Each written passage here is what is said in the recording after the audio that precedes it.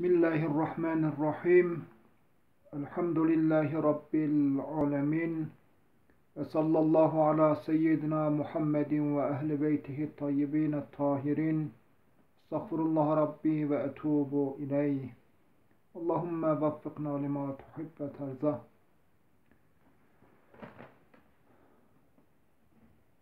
Qasma sabah doğumu Hazret Ali'yo. Hazret Ali çuto amı dünya sabane kaskemmi amane doğum Hazret Ali yeki mucize-i hakkı zobni Ali kesi çe haktı Kabe'de niyam dünya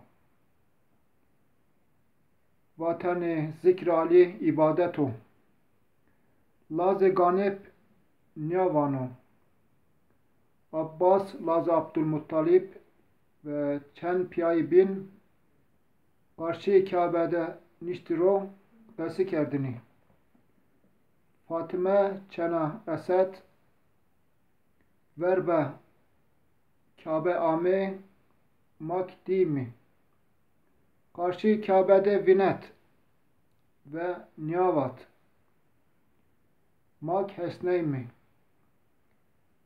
Bat ki ya Rabbi Tora, Peygamberi Tora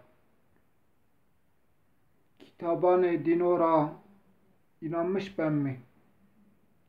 Gal ki mi İbrahim Hakku her çivato kulli doğruyu es şahidani na çera Kabera eba emru to bıraşt Sabah hatırı ceddimi İbrahim ve na dargusi ki verimidir o nu doğumri mura kolay biki yardım biki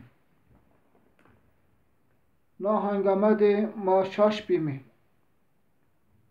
veri çimani madi divar-ı Kabe çatlamış bi ve a kıymetli cenik Fatime tak Hazret Ali Maya Hazret Ali nigoho eşt şi zeri Kabe peydana divar-ı Kabe ancak birleşmiş bir zeverin ma Ebu Çimanoho inanmış ne mi?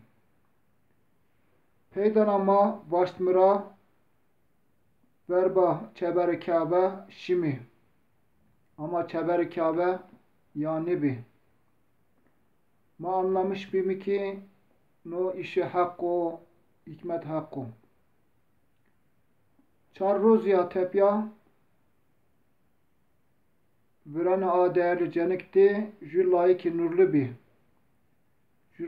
layık kurat bi destuho zeri kabera ame teber gayb ra hak ra juveng ame vat ki name nulayik ra Ali pani name ho Ali bu